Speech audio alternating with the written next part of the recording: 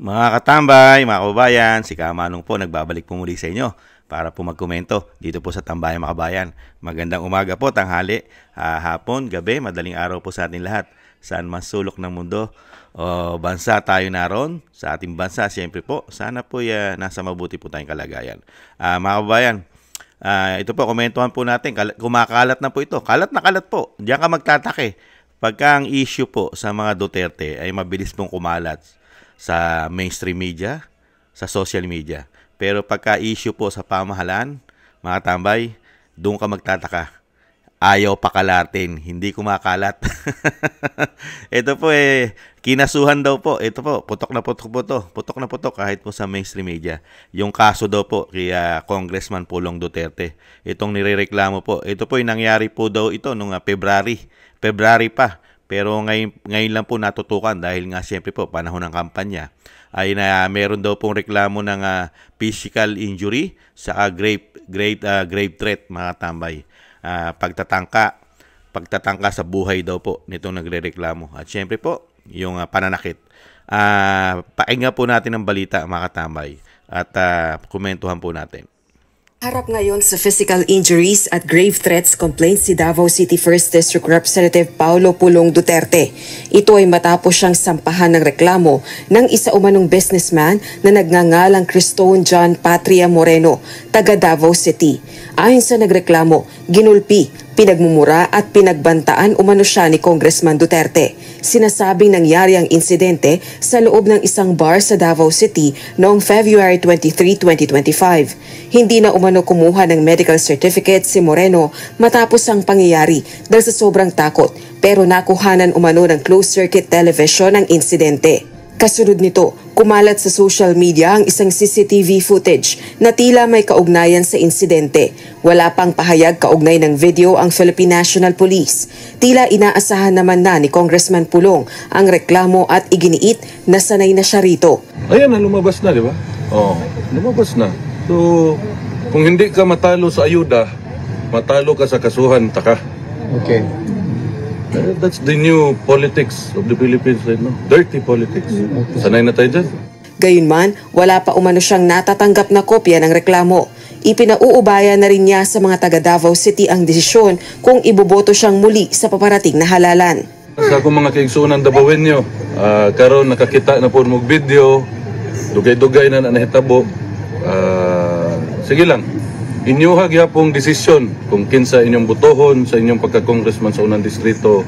Di ko magbuot o niya giingnan po ko sa abogado kay hantod karon ila pang i-authenticate kung asa gikan ang video. So kay murag nauna man og file ana sa ambot og CIDG ba.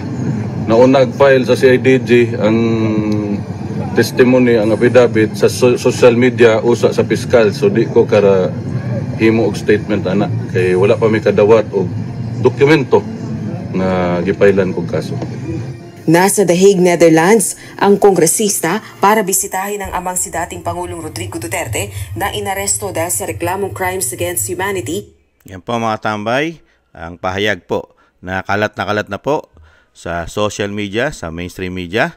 At ito naman po, tingnan naman po natin to isang issue naman po.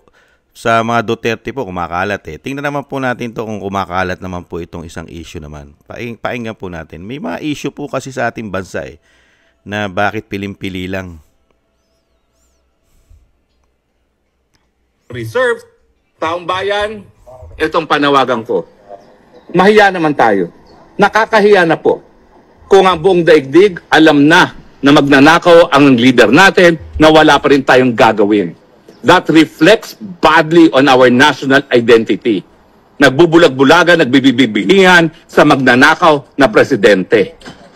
Maghusga po tayo, hindi po to krimen, hindi po to incitement to sedition. Ang people power po, nakasaad yan sa saligang batas. Gamitin natin ang kapangyarihan natin. Ibalik natin ang mga ninakaw na yaman sa kaban ng taong bayan. Saan ba manggagaling yan? Hindi po pwedeng nanggaling yan sa Yamashita gaya ng sinasabit niya dahil wala namang basehan yan. Hindi naman sila nanalo ng loto. Yan po ay galing sa pawis, lalong-lalo na ng mga OFWs dahil ang mga kumikita naman talaga sa Pilipinas ay mga OFWs. Galing po yan sa pawis at sa luha ng mga OFWs na pinagsamantalahan at linapa ng pamilya Marcos. Taong bayan, itong panawagan ko. Yan po mga tambay. Mahiya naman tayo. Yan po ang mga issue na ayaw pong hindi rin po kumakalat, ayaw pakalatin po yata. Ayaw pakalatin sa bakit kaya ayaw pakalatin mga tambay? Yung issue na yan. Ito pa. Pero kukomentuhan po natin. Maganda po kasi may marami issue. May issue pamahalaan, may issue rin po ang pamilya Duterte. Ito po siguro ang eksplanasyon.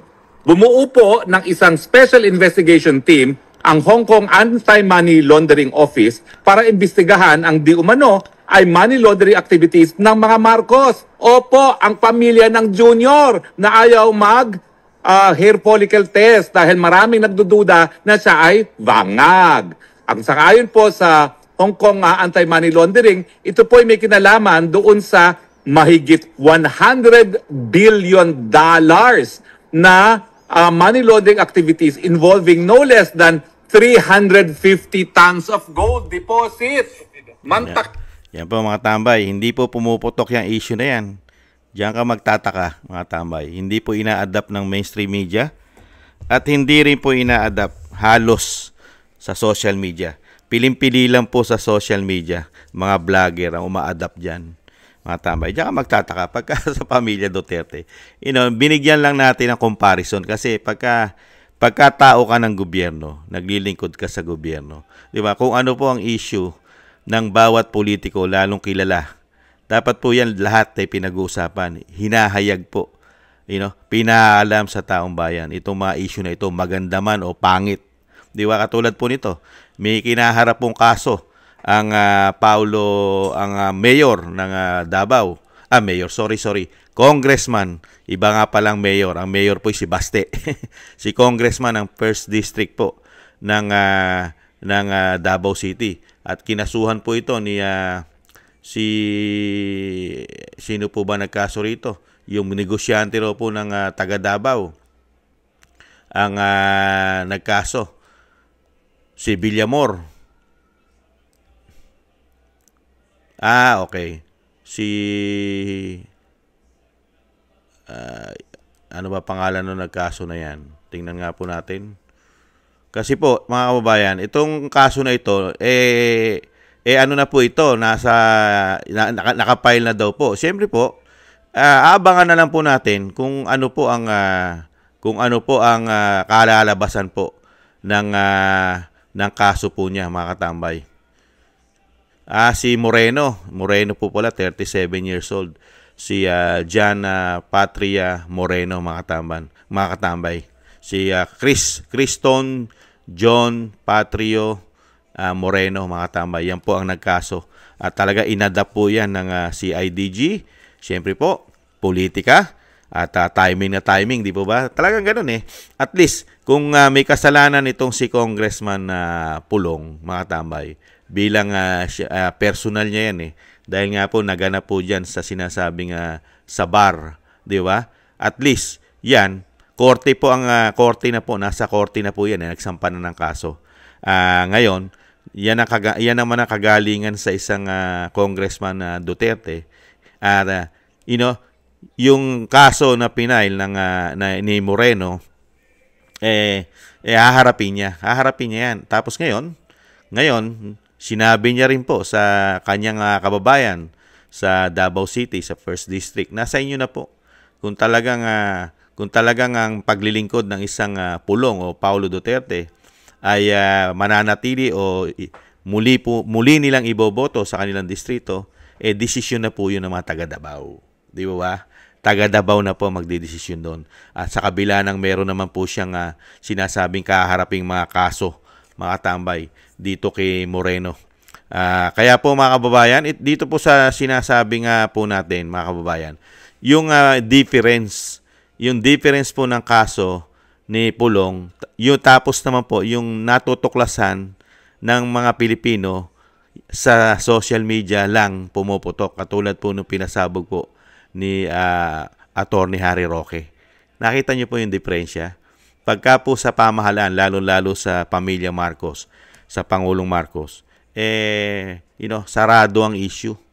ayaw nilang paputukin ang issue, lalong-lalo yata ng mainstream media.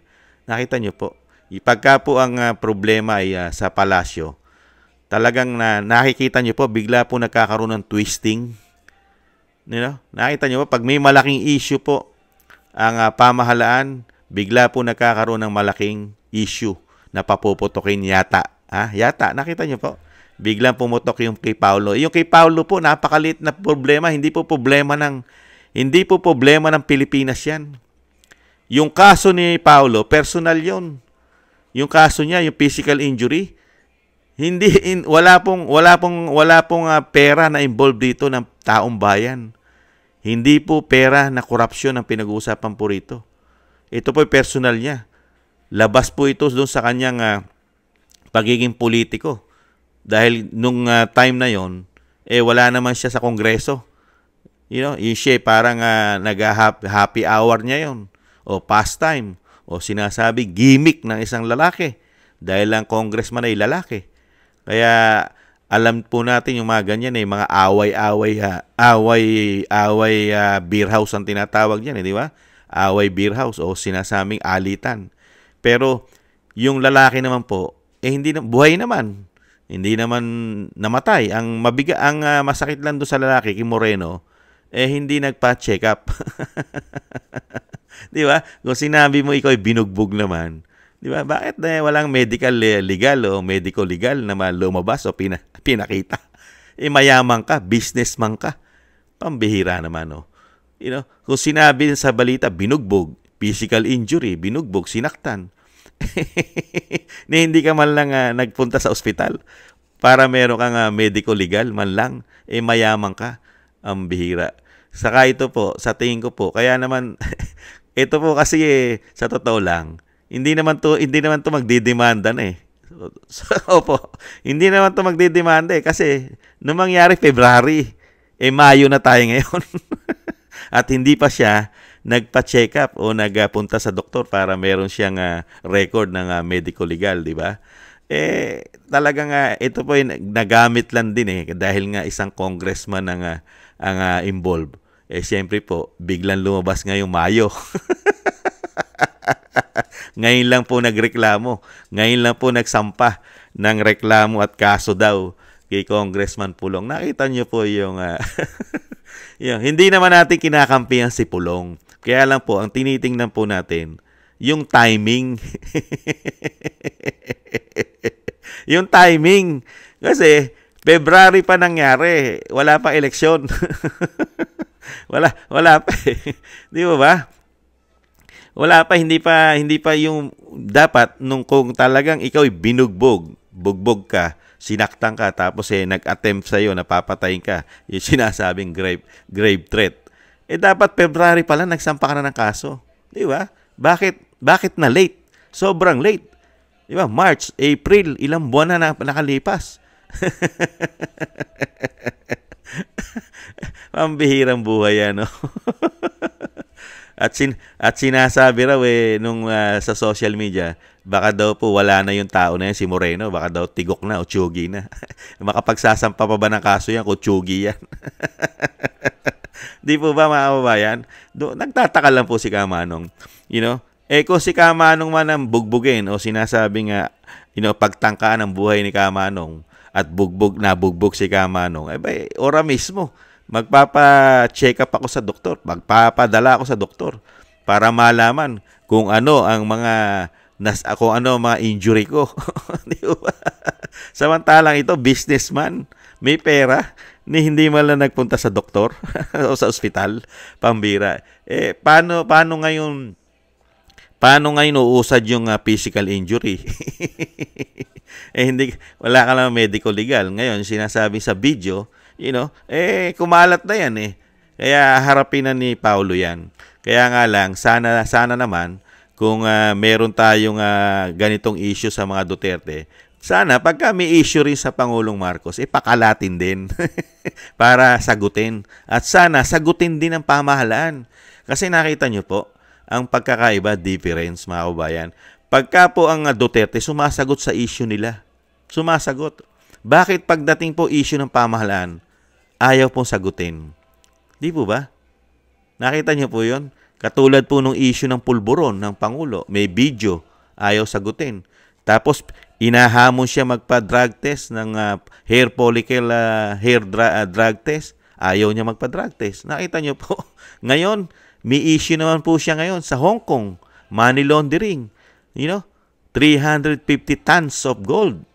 At nagkakahalaga ito ang kanilang pera o account ng bangko o doon sa ang 100 billion mga tambay. Dollars 100 billion dollars. Bakit hindi pumuputok ito sa mainstream media? Pera ng taong bayan ito ayon kay Attorney Roque. At hindi ito yung sinasabi Yamasita. Ito'y galing sa dugot pawis ng taong bayan. Itong mga pera nito, itong issue na itong money laundering, mga tambay. Grabe, no?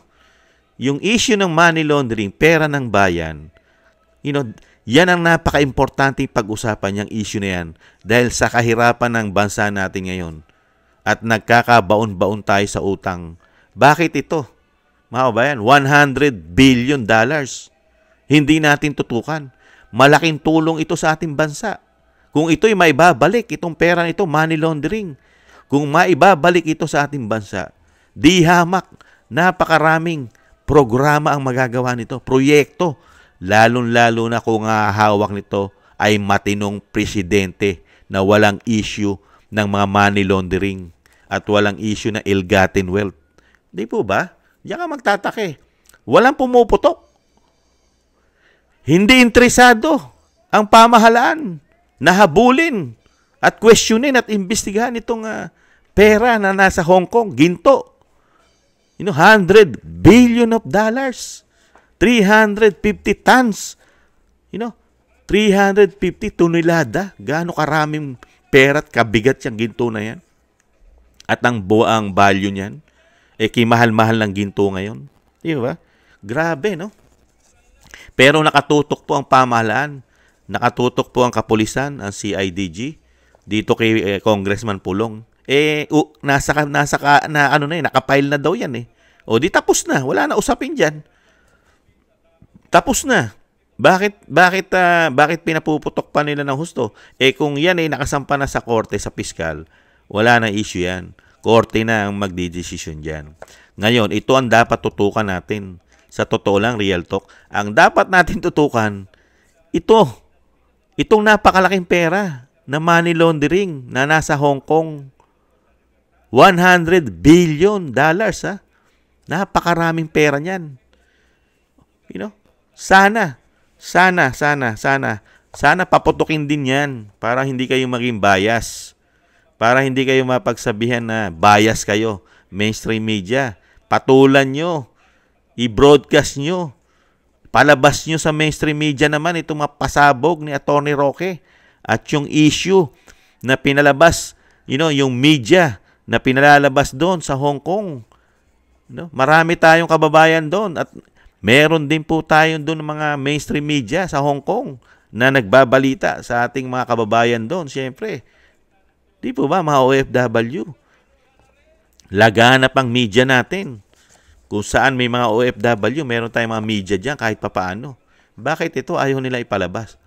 Yung kay Congressman Pulong, putok na po sa mainstream media, sa social media, mga kabayan. Yung kasalanan. Para bang si Congressman Pulong ay napakamakasalanan tao na at sila po'y napakalilinis na. Samantalang meron pong due process. Nakita niyo po, si Congressman Pulong ay haharap sa due process. May due process, may batas . Sinampahan siya na kaso, haharapin niya. Mga kabayan, yun ang proseso . Pero yung nangyari naman sa kanyang ama, hindi nakakuha ng tamang proseso o due process sa Pilipinas. Nakita niyo po yung pagkakaiba? Pagka sila ang gumawa ng kidnapping, tahimik sila. Pero pagdating dito sa mga Duterte, yaw-yaw sila ng yaw-yaw. Samantalang nasa korte, isasampa. Pero itong kay dating Pangulong Duterte, wala silang yaw-yaw. Yung sinasabi nilang tama sila, wala silang ginawang mali. Yun lang, lagi silang ganun, mga tambay. Pero hindi natin nakita yung tamang proseso. Samantalang dito, kay Paulo Duterte, isinampa. Dating Paulo Duterte, wala mala isinasampang kaso sa korte. Nakita nyo po yun? Tapos bigla mo lang ipatatapon. Unbelievable. Ganyan po sila magtrabaho. Ganyan po nakikita natin kung paano po maglingkod sila. Tapos pagka mga issue sa kanila, ayaw nilang paputukin. Bakit kaya blackout? News blackout? Ganun po ba yun? Nagtataka lang si Kamanong. Ilang araw na, news blackout pa rin. Pagdating sa 350 tons of gold na $100 billion ang pinag-uusapan dito na galing ito sa Pilipinas. Pera ng Pilipinas, pondo ng Pilipinas, kayamanan ng Pilipinas ayon kay Harry Roque. Nakita niyo po mga kabayan. Kaya dito po mga kabayan, palalakihin pa nila ng palalakihin yan. Yang issue ni Pulong para yata mapagtakpan naman ang issue dito sa mga pumuputok na issue anomalya ng pamilya Marcos. Di kaya? Ito kaya ang isa sa pantakip? Di ba? At marami pa silang pantakip dyan na issue. Di ba? Yan, na ano pa? Diba? Impeachment, di ba? Nakita nyo po yon. Yung pumutok din na issue na hold ang na-hold ang First Lady, di umano sa Estados Unidos, di ba? Saktong-sakto naman po, yun naman po, yung pinaputok naman nilang issue ay ang pag-kidnap sa dating Pangulong Duterte para dalhin sa The Hague. Nagkakataon lang kaya? Nagtatanong lang si Kamanong, mga kababayan. Nagkakataon lang po kaya? Pag may malaking issue na pumuputok, di umano dito sa pamahalaan, First Lady, na-hold, na-detain daw o na-hold dahil sa issue ng droga raw po at pagkamatay ng bilyonaryo na si Tantongco sa Amerika. Nagkataon lang po ba, di umano na bigla naman dinampot at kinidnap ang dating Pangulong Duterte? Nagkataon, sabay, halos nagkasabay. At ngayon naman po, pumutok naman po.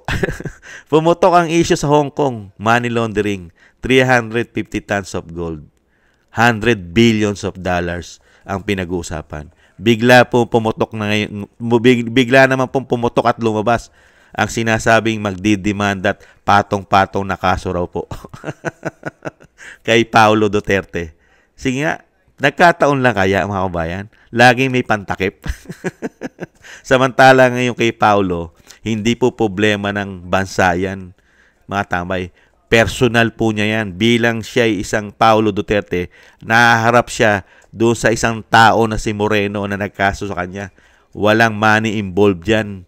Naginto ng pera ng bayan. Walang involved dyan. Walang involvement dyan ng 350 tons at walang involvement dyan na $100 million dito po sa kaso ni Pulong. Ang napaka-importanting pag-usapan ito. Pera ng bayan daw to. Napakaraming pera ito. Mga kabayan, kayang magbayad ng utang ito. $100 billion ito. Kayang magbayad ng utang ng bansa. Pag ito'y naibalik sa ating kabangyaman, kung ito ay totoo na money laundering at pera ng Pilipino. Napakalaki na utang natin. Di ba? Kaya lang, ayaw nilang paputukin kasi ang namumuno at ang nasa pamahalaan ay yun mismong involved di umano dito sa 350 tons of gold, 100 billion ang halaga raw po, dollars. Paano papuputukin ng mainstream media? Sige nga, ang nasa hot seat sila. Yan po mga kabayan, ang komento po natin dito po kay Paulo Duterte na pinapuputok po, talagang pinagpipiestahan. Pero yung 350 tons of gold ay ayaw pagpiestahan. At syempre po yung $100 billion ay ayaw pagpiestahan. At iniimbestigahan na mismo sa Hong Kong. At iintayin po natin ang resulta ng investigasyon ng money laundering sa Hong Kong. Intayin po natin yan. Puputok po yan. Marami po tayong kababayan sa Hong Kong at nahandyan po sila Attorney Harry Roque na magkakaroon po yan ng update sa atin mga tambay. May pinaputok na rin po kasi yan si Harry Roque na napakarami din daw po ill-gotten wealth, naka-freeze sa Amerika. Si Attorney Roque rin po ang nakatuklas niyan. Marami rin daw po, mas marami pa na naka-freeze na ari-arian ginto, sabi ni Attorney Roque sa Amerika. Mga tambay, sana Kung mapalitan po ang administrasyon, ay habulin po yan. Malaking tulong po yan sa atin. Dahil tayo po'y baon na baon sa utang. Yan, napakalaking bagay po yan na maibalik po kung talaga po yan ay sa Pilipino o sa ating bansa. Isang damukal na kayamanan yan. At pwedeng magbayad ng ating utang na sila rin ang umutang, mga kababayan. Maraming salamat po, mga kababayan, sa inyo po. At siyempre po, thank you po, mga kababayan, sa inyo po, mga subscribers natin, mga tumatangkilik po. Maraming salamat po sa inyo. Thank you po sa inyo po suporta. Shoutout po sa inyong lahat. Shoutout po sa ating bansa, kasulok-sulukan ng bansa, kasulok-sulukan ng mundo na mga Pilipino, mga bagong bayani. Thank you po sa inyo at sa ating mga subscribers. At siyempre po, thank you rin po sa mga nagbibigay ng biyaya sa inyong lingkod. Thank you po sa mga biyaya. Kingston, 123 ng Hong Kong. Eric Hershio ng Canada. Jake Yahut, 4531 Maisog, California, USA. Gina Ray Solid DDS ng Berlin, Germany. Julieta Celona ng Sydney, Australia. Baby Roman, Ate Isa ng Cagayan Valley. Jem Aris ng United Arab Emirates. Jobelin Watanabe ng Japan. Ako si Pilam at si Annie Joe, thank you po sa inyo sa mga biyaya. At syempre po, mga kababayan, maraming salamat din po sa mga tumatangkilik syempre sa YouTube at TikTok at sa nagko-comment, like, share, and subscribe. Maraming salamat po. At syempre po yung kabilin-bilinan po ni dating Pangulong Duterte at Vice President, mga kababayan. Nakita po natin ngayon ang nangyayari, napakalalaking pera at involved sa pamahalaan po ng binagoong Pilipinas. Wala pong investigasyon, lalong-lalo sa mga korupsyon. Kailangan po natin ng bagong muka na mapagkakatiwalaan, lalong-lalo na doon sa mga tutugis at mag-iimbestiga sa mga korupsyon kay lalaking pera.